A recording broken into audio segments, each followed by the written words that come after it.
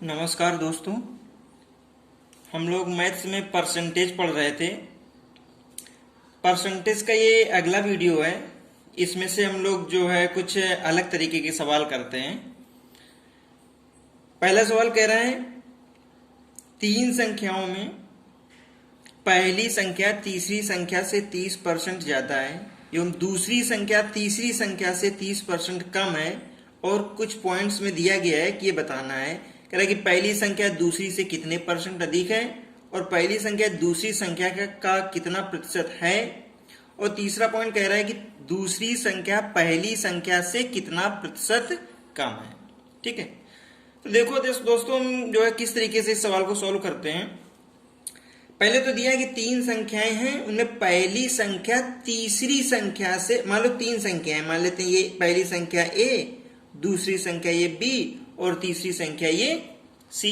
ठीक, अब कह रहा है कि पहली संख्या तीसरी संख्या से 30% ज्यादा है, यानी कि पहली जो है वो तीसरी से 30% ज्यादा है। तो हम मान लेते हैं कि तीसरी संख्या 100 है, तीसरी को हम 100 मान लें, तो पहली संख्या इससे 30% ज्यादा है, तो ये 130 हो जाएगी परसेंटेज। इसीलिए इसको हमने 100 माना है कि 100 का 30% निकाल लेंगे तो 30 आ जाएगा, और उससे अधिक यानी कि 100 प्लस 30 130 हो जाएगी।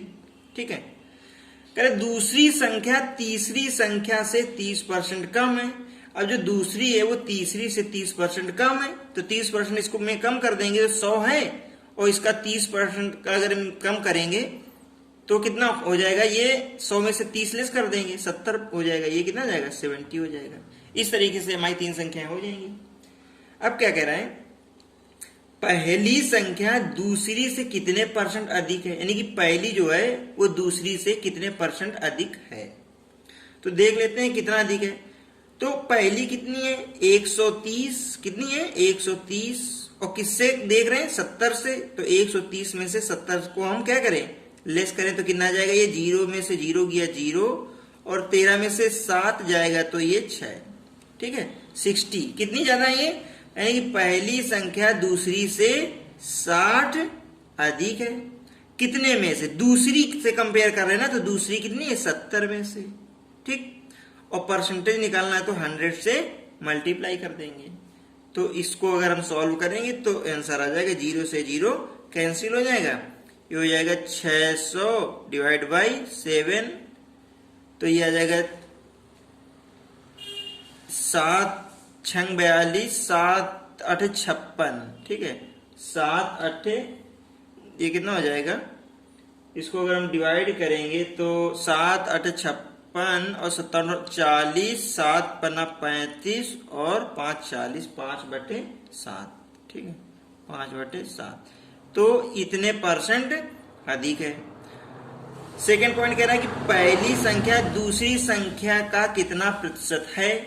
पहली संख्या दूसरी संख्या का कितना प्रतिशत, तो पहली संख्या है कितनी। ठीक है, ये था हमारा फर्स्ट नंबर। हम देखते हैं सेकेंड नंबर। ठीक है, तो पहली संख्या दूसरी का कितना परसेंट है, तो पहली है कितनी 130 और दूसरी कितनी है 70। परसेंटेज निकालना 100 से मल्टीप्लाई कर देंगे, तो ये 0 से 0 कैंसिल हो जाएगा, ये आ जाएगा 1300 डिवाइड बाई 7। कितना हो जाएगा 1300 डिवाइड बाई 7, ये हो जाएगा तुम्हारा 7 एकम 7। ठीक है, 7 एकम 7 6 और 7/56। ठीक है, और 7 पर 35 और 5/7। ठीक है, 5/7 इतना परसेंट, यानी कि पहली दूसरे का इतना परसेंट है। तीसरा पॉइंट क्या कह रहे हैं, ठीक है, तीसरा पॉइंट कह रहा है कि दूसरी संख्या पहली संख्या से कितने प्रतिशत कम है, यानी कि दूसरी संख्या पहली संख्या से कितने प्रतिशत कम है। तो देख लेते हैं कितने प्रतिशत कम है। तो है कम कितना हो जाएगी, ये 60, 130 है और ये है 70। ठीक है, तो आ जाएगा तुम्हारा 130 माइनस का 70, तो ये 60 कम है। कितनी कम है 60, तो 60 कम है, किससे पहली से कंपेयर कर रहे हैं ना, पहली से, तो हम 130 रख देंगे। 60 डिवाइड बाई 130 इंटू 100। ठीक, इसे सॉल्व कर लेंगे, 0 से 0 कैंसिल हो जाएगा, ये आ जाएगा तुम्हारा 600 डिवाइड बाई 13। ठीक है, अब 600 से 600 को 13 से हम डिवाइड कर देंगे। ठीक, तो कितना आ जाएगा, 13 चौको 52, ये हो जाएगा 13 चौको 52, 8 80 और 3 78। ठीक है, 13 सत्ते 91 ज्यादा हो जाएगा, तो ये हो जाएगा तुम्हारा, इसको डिवाइड करेंगे तो कितना आ जाएगा, इसको डिवाइड कर लेते हैं।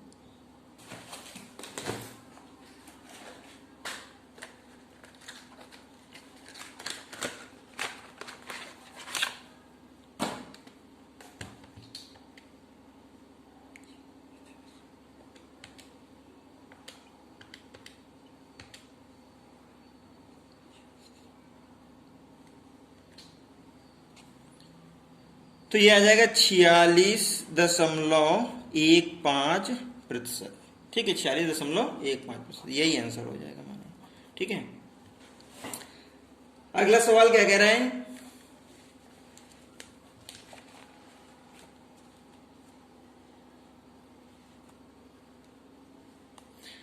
कह रहा है कि a का भार b का 2 गुना है, a का भार b का 2 गुना है, b का भार c के भार का 70% है और d का भार e के भार का 50% है और e का भार a के भार का 160% है। बताइए सबसे हल्का कौन है। ठीक है, तो अब इसको कैसे करेंगे, तुमको 5 दिए गए हैं, A B C D E, पांचों को लिख लेते हैं, A B C D और E। ठीक है, अब इन सब के भार को हम क्या करते हैं कि निकाल लेते हैं, इसको सॉल्व करके निकालते हैं। कह रहा कि A का भार B का 2 गुना है, यानी कि A बराबर 2B के हो जाएगा। ठीक, A बराबर, ये लिख लेते हैं यहां पे ऐसे, A बराबर 2B कह रहा है। ठीक है, A बराबर 2B के है, B का भार C के भार का 70% है और जो B का भार है वो C के भार का 70% है। ठीक है, 10C, तो B बराबर ही हो जाएगा 7/10C। ठीक, अब क्या कह रहा है कि D का भार E के भार का 50% है, तो जो D का भार है वो E के भार का 50% है, तो 50 तो 100 E/2 आ जाएगा, यानी कि D बराबर आ जाएगा E/2 के। ठीक, इस तरीके से D का भार ये E के भार का 50%। अब E का भार A के भार का 160% है। ठीक है, तो हम यहाँ पे देखते हैं E का भार जो है ना, E का भार वो A के भार का 160% है, तो ये आ जाएगा 4 चौको 2 से काट देंगे, 2 8 16 और 2 पंचे 10, 8/5, यानी कि E बराबर तुम्हारा आ जाएगा 8/5 A आ जाएगा। A और ये B, ये C, ये D और ये E, तो A का भार मान लो क्या है, A है। ठीक, A का भार तो A हो जाएगा और B का भार यहां से आ जाएगा A/2 हो जाएगा और C का भार कितना आ जाएगा, C का भार 10/7B हो जाएगा। C का भार कितना हो जाएगा, ऐसे C बराबर आ जाएगा तुम्हारा 10/7, C बराबर कितना आ जाएगा 10/7B और B की जगह A/2 रख देंगे, B की जगह A/2, तो ये आ जाएगा 5/7 A आ जाएगा, 5/7 A हो जाएगा ये। और D का भार निकालते हैं, तो D का भार निकल आएगा तुम्हारा E/2 और E की वैल्यू है 8/5A। ठीक है, तो ये आ जाएगा कितना, ये D बराबर हो जाएगा E/2 और E की वैल्यू है 8/5A और बाई 2, तो 2 चौको 8, ये 4/5 A हो जाएगा। D बराबर हो जाएगा तुम्हारा 4/5 ए हो जाएगा और ई का बाहर 8/5 ए हो जाएगा। ठीक, ये आ गए सभी के बाहर। अब क्या करें, इसमें से क्या करते हैं कि हम सब में 35 से, अगर हम मान लो 35 से मल्टीप्लाई करा दें, ठीक है, या 70 से करा देते हैं, सबको 70 से मल्टीप्लाई कर कराएं तो ये हो जाएगा तुम्हारा 70A, ये हो जाएगा 35A और ये हो जाएगा, ये 50A हो जाएगा। 70 से करा रहे हैं तो ये आ जाएगा 50A और ये आ जाएगा 70 से करा रहे हैं ना, तो 70 5 दूनी 10 14 56A हो जाएगा ये। ठीक है, ये कितना हो जाएगा 4/5 और इंटू ए, तो ये आ जाएगा तुम्हारा 4/5 इंटू ये ए और ये 70, तो ये आ जाएगा 5 एकम 5 ऐसा 5 जो भी ये 56 56A हो जाएगा, ये 56A और ये 70 से कराएंगे तो ये भी इसका जस्ट दोगुना हो जाएगा, 112 हो जाएगा। ठीक है, ये 8/5 इंटू 70 करेंगे तो 5 दूनी 10 और 7 दूनी 14 14 56 और 56 156 दूनी कितना हो जाएगा, ये 56 दूनी 12 के 2 से लगा 1 से 11 112 ए हो जाएगा ये। ठीक है, 112 ए। अब क्या कह रहा है कि ये सभी का इस तरह से हो गया। अब क्या कह रहा है बताइए सबसे हल्का कौन है, तो सबसे कम किसका दिख रहा है, 112 56 50 35 70, तो 35 यही सबसे कम दिख रहा है 35 से, तो बी सबसे हल्का हो जाएगा। ठीक है, तो सबसे हल्का कौन हो जाएगा, सबसे हल्का बी हो जाएगा। सबसे हल्का कौन, बी सबसे हल्का हो जाएगा। ठीक है, अगला सवाल देखते हैं हम लोग।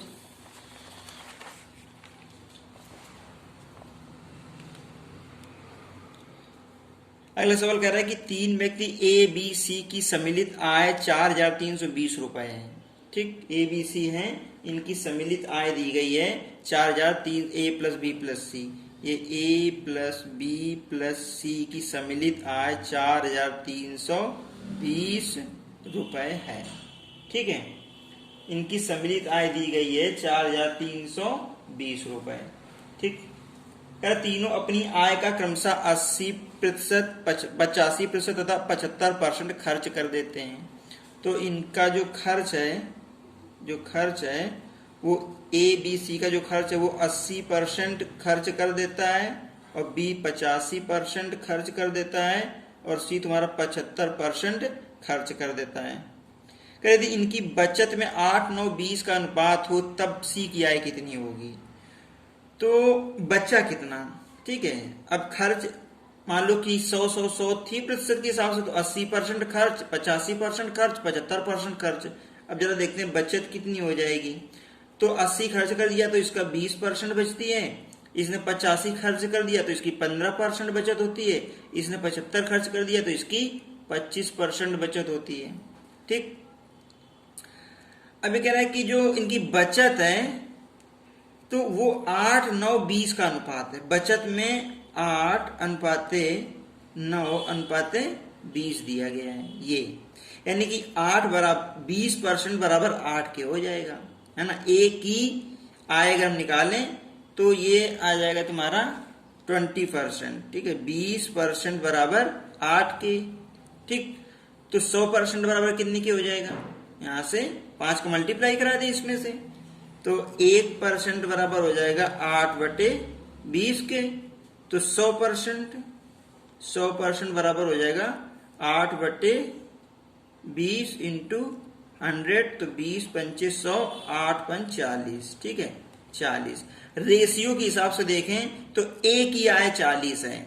ए की कितनी है, ए की आय बराबर 40। ठीक, इसी तरह से हम बी की निकाल लेंगे। बी की निकाल लेंगे तो बी की निकालने के लिए क्या करेंगे कि इसका ये 15% बराबर 9 के हैं, तो यहां से हम बी की निकाल लेंगे। समझ गए। तो अगर बी की निकालेंगे तो आ जाएगा तुम्हारा 15% ये 15% बराबर 9 के, तो 100% कितने के बराबर हो जाएगा? तो 9/15 इंटू 100। ठीक, तो ये तुम्हारा आ जाएगा, ये 3 त्रिका 9, 3/15 और 5 दूनी 10, 20 3 60, कितना आ जाएगा? 60। तो ये बी की आय कितनी हो जाएगी? बी की आय हो जाएगी 60। और इसी तरह से हम सी की निकालेंगे, तो सी की देखते हैं कि सी की 25% बराबर 20 के, 25% बराबर 20 के, तो 100% कितना हो जाएगा? यानी कि 20 डिवाइड बाई 25 इंटू 100, तो 25 चौको 100 और ये 20 चौको 80, कितना हो जाएगा?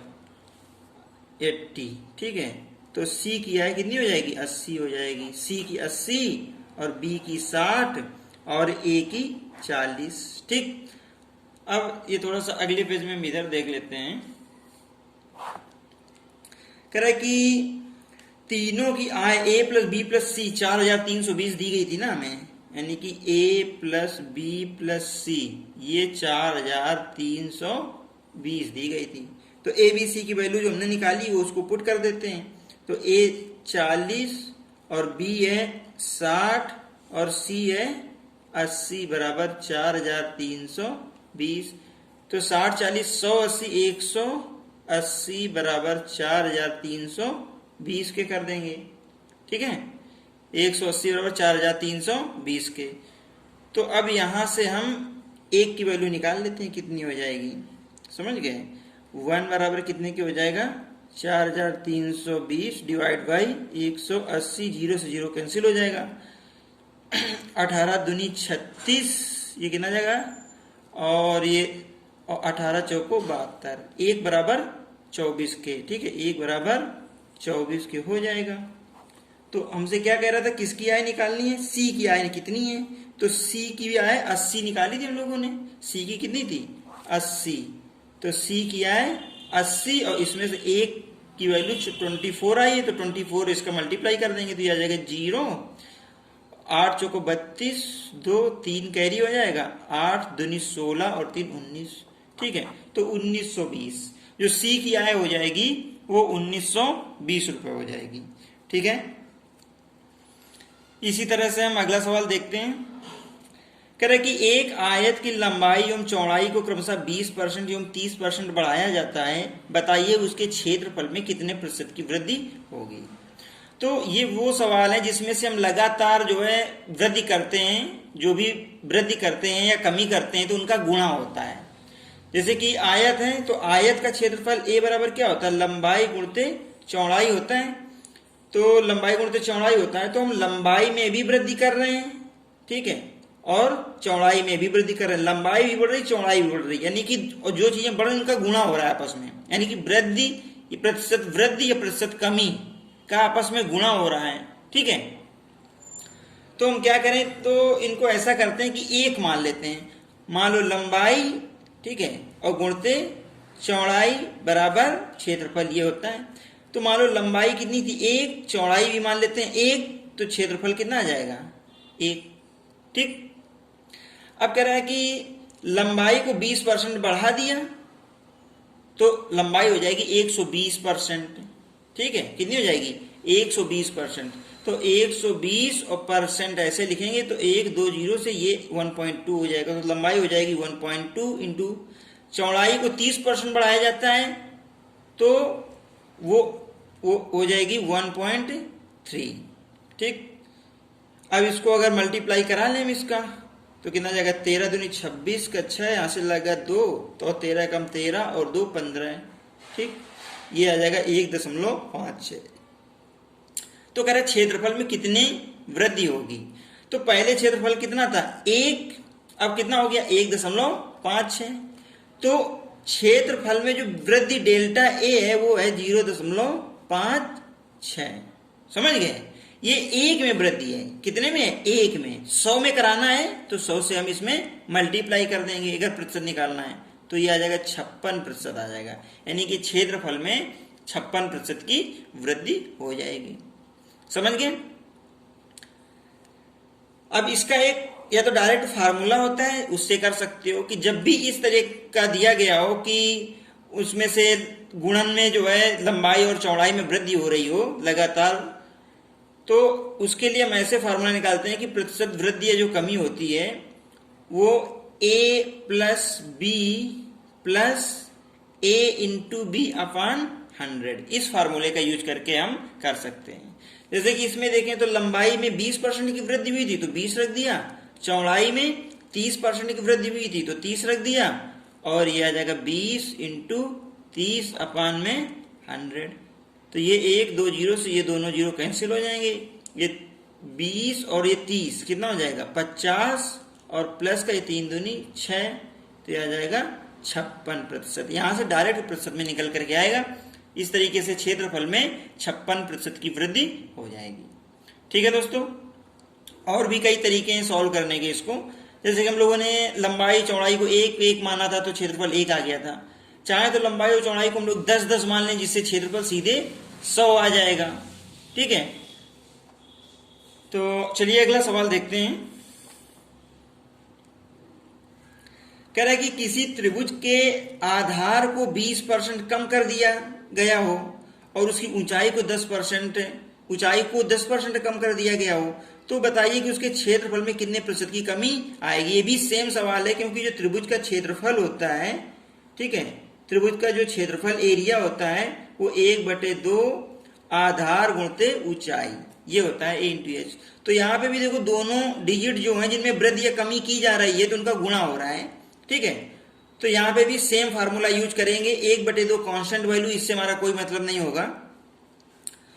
तो हम क्या करते हैं कि उसकी a इंटू एच, ठीक है, ये दिया गया है, तो हम मान लेते हैं कि पहले तो फार्मूले से करते हैं इसको। तो अगर फार्मूले से करेंगे तो फार्मूला क्या था प्रतिशत वृद्धि का या कमी का, a plus B plus A B upon 100। ठीक, तो a की वैल्यू 1 को 20% कम किया जा रहा है, तो कम किया जा रहा है तो माइनस चिन्ह के साथ इसको लेंगे, तो a की वैल्यू हम माइनस का 20 रख देंगे, और ऊंचाई को 10% कम कर देते हैं तो माइनस का 10 रखेंगे, और प्लस का a इंटू बी, तो a की वैल्यू माइनस का 20 और b की वैल्यू माइनस का 10, तो जब इनका गुणा कराएंगे तो प्लस का हो जाएगा। ठीक है, तो ये हो जाएगा तुम्हारा 200 अपॉन में 100। ठीक, तो 1 2 जीरो से दोनों जीरो कैंसिल हो जाएंगे, और ये माइनस का आ जाएगा 30 और ये प्लस का 2, तो माइनस का 28%। माइनस चिन्ह का मतलब है कि क्षेत्रफल में कमी हो जाएगी, क्षेत्रफल में 28% की कमी हो जाएगी। ठीक है, तो 28% की कमी, ठीक है, यानी कि उसका जो क्षेत्रफल है वो 28% कम हो जाएगा। या तो हम दूसरी तरीके से देख लेते हैं इसको कि a इंटू एच है, तो a को 20% कम कर दिया गया तो 80% बचेगा a। ठीक है, मतलब a इंटू एच, a क्या मतलब ये लंबाई है, ऊंचाई, ठीक है, आधार 1/2 आधार इंटू ऊंचाई, इसको x मान लेते हैं। ठीक है, x इंटू एच कर देते हैं, तो क्या करेंगे कि x इंटू एच है ना, x इंटू एच। अब आधार को 20% कम कर दिया गया तो आधार कितना बचा 80%। मान लो कि पहले आधार हम मान लेते हैं कि 1 था और ऊंचाई भी 1 थी, तो क्षेत्रफल जो हमारा आ रहा था वो कितना आएगा 1 ही आएगा। अब आधार को 20% कम कर दिया गया तो 80% बचेगा, तो 0.8 हो जाएगा। ठीक, और इसमें ऊंचाई को 10% कम कर दिया तो 0.9 हो जाएगा। अब ये 9 8 72, 0.72 हो जाएगा। ठीक, तो अब देखो पहले एरिया 1 था, अब 0.72 हो गया, तो कमी हुई ना, कितने की कमी हुई 1.00 में से 0.72 को हम लेस कर देंगे, तो 10 में 2 8 और 9 में 2, ये कितना आ जाएगा, ये 9 में 7 2 28। ठीक, 0.28%, यानी कि 0.28 की कमी हो जाएगी 1 के हिसाब से। तो 100 के हिसाब से अगर निकालें तो 0.28 में से हम 100 से मल्टीप्लाई कर देंगे तो ये 28% आ जाएगा। ठीक, यानी कि उसके क्षेत्रफल में 28% की कमी हो जाएगी। ठीक है दोस्तों।